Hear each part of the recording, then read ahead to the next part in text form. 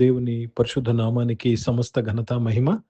ప్రియ దేవుని బిడ్డలారా, ఈరోజు ట్యూస్డే 19th మే 2026. మీ అందరికీ యేసు ప్రభు వారి పేరట నేను శుభాలు తెలియపరుస్తున్నాను. దేవుని వాక్యాన్ని మనము చదువుకుందామా? రోమీలకు రాసిన పత్రిక 8వ అధ్యాయము 31వ వచనము. Romans chapter 8 and verse 31.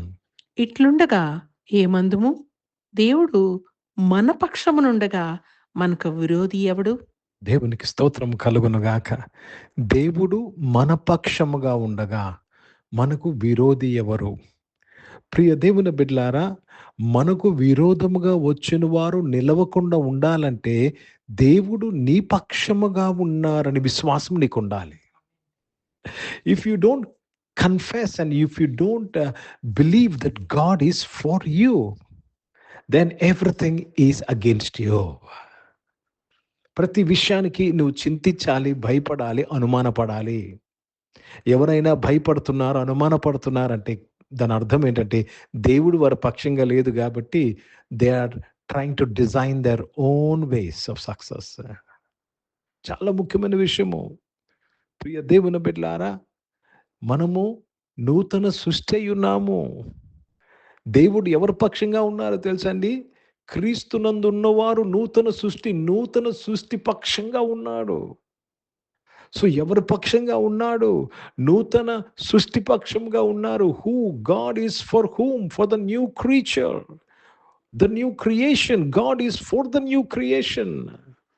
ప్రియ దేవుని బిడ్డలారా, దేవునికి స్తోత్రము కలుగునుగాక.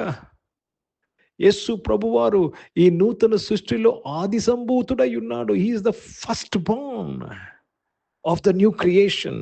ఆ న్యూ క్రియేషన్కి దేవుడు పక్షంగా ఉన్నాడు. దేవునికి స్తోత్రము కలుగునుగాక. దేవుడు ఆ చర్చ్ పక్షంగా ఉన్నాడా, ఈ చర్చ్ పక్షంగా ఉన్నాడా? ఆ చర్చ్ జాగ్రత్తగా గమనించండి. దేవుడు నూతన సృష్టి పక్షంగా మాత్రం ఖచ్చితంగా ఉన్నాడు. అర్థమవుతుందండి? ఇప్పుడు నువ్వు నూతన సృష్టి అని నువ్వు విశ్వసిస్తే దేవుడు నీ పక్షంగా ఉన్నాడు. Let me read this in English. Romans chapter 8 and verse 31. What then shall we say of these things? If God be for us, who can be against us? If God be for whom? God is with the new creation. దేవుడు నూతన సృష్టికి వేరుగా ఉండలేడు. నూతన సృష్టికి వేరుగా ఉండలేడు. నూతన సృష్టిని ఎలా చేశాడు తెలుసండి? మనలను త్రిత్వంలో భాగముగా చేసేశాడు దేవుడు. Who is this new creation? The new creation is the one who is the part of the Trinity. అర్థమవుతుందండి? అర్థమవుతుందా? యేసు ప్రభువారు యోహాను సువార్త 17వ అధ్యాయంలో అంటాడు, తండ్రి మనమిద్దరము ఏకమై ఉన్నట్లు వారు కూడా మనతో ఏకమై ఉండులాగున నీ మహిమను వారికి ఇచ్చి తిని అంటాడు. For I have given your glory to them so that they be like us. కాబట్టి దేవుడు నూతన సృష్టి పక్షంగా ఉన్నాడు. 24/7 ఉన్నాడు. నూతన సృష్టిగా పక్షముగా లేని క్షణము లేదు. దేవుడు అన్నాడు, నేను ఏమాత్రం విడవను, ఎడబాయను. ఎవరితో అంటున్నాడు? నూతన సృష్టి. God is always with the new creation. ఈరోజు నీవు నూతన సృష్టివై ఉన్నావని నీవు నమ్మి దానికి తగినట్టుగా ప్రవర్తించి జీవించాలి. అర్థమవుతుందండి? నీవు సామాన్యమైన వ్యక్తిగా జీవిస్తే, ప్రవర్తిస్తే, మాట్లాడితే, రియాక్ట్ అవుతే దేవుడు నీ పక్షంగా ఉన్నాడనేది ప్రశ్నార్థకమా? నూతన సృష్టిగా నువ్వు ప్రవర్తించినప్పుడు దేవుడు ఖచ్చితంగా నీ పక్షముగా ఉన్నాడు. దేవుడు నీ పక్షముగా ఉండగా నీకు విరోధి ఎవరు? हिंदी में पढ़ेंगे. रोमियो का पत्र उसमें 8 अध्याय और 31 वचन पढ़ रहे हैं. सो हम इन बातों के विषय में क्या कहें? यदि परमेश्वर हमारी ओर है तो हमारा विरोधी कौन हो सकता है? कौन हो सकता है? यदि परमेश्वर हमारी ओर है, परमेश्वर किसकी ओर है? जो नए सिरे से जन्म लिए उसकी ओर है, सबके ओर नहीं है. यदि आप न्यू क्रिएशन है, नई सृष्टि है, आपकी ओर है, आपकी ओर ना रह सकते, ना रहने का बात ही नहीं है. నీ పక్షంగా నూతన సృష్టి పక్షంగా లేని సందర్భం అనేదే ఎప్పుడు ఉండదు, ఉండలేదు కూడా. కాబట్టి నేను ప్రతిరోజు ప్రతి నిమిషము ఒప్పుకోవాల్సింది, కన్ఫెస్ చేయాల్సింది, నమ్మాల్సిన మాట ఏంటి తెలుసా? క్రీస్తులో ఉన్న నేను నూతన సృష్టి. Every day you have to confess this. I am a new creation because of I am in Christ. So God is with you. కాబట్టి nothing can come against you. అనారోగ్యము నీకు విరోధంగా రాలేదు. అప్పు బాధలు నీకు వచ్చిన అవి కాలిపోవాలి, వెళ్ళిపోవాలి. నీకు విరోధముగా నిన్ను పడగొట్టుటకు ఎంతమంది లేచి వచ్చినను అవి నిలవలేవు. ఏ ఆలోచన నిలవలేదు, ఏ మనుషులు నిలవలేరు, ఏ ప్రయత్నము సఫలము కాదు. అవి తిరిగి ఎవరి దగ్గర నుంచి వచ్చాయో, ఎక్కడి నుంచి వచ్చాయో అక్కడికి మరలవలసిందే. ఎందుకు తెలుసా? దేవుని పక్షంగా ఎవ్వరూ రాలేరు. అపోస్తలుల కార్యములు 19 ఒక వాక్యంను చదువుతాం కదా, 13వ అధ్యాయంలో ఏమని చదువుతాం తండ్రి? నాకు పౌలు తెలుసు, యేసు తెలుసు, నువ్వెవరు? స్కీవా కుమారులు, హూ ఆర్ యూ?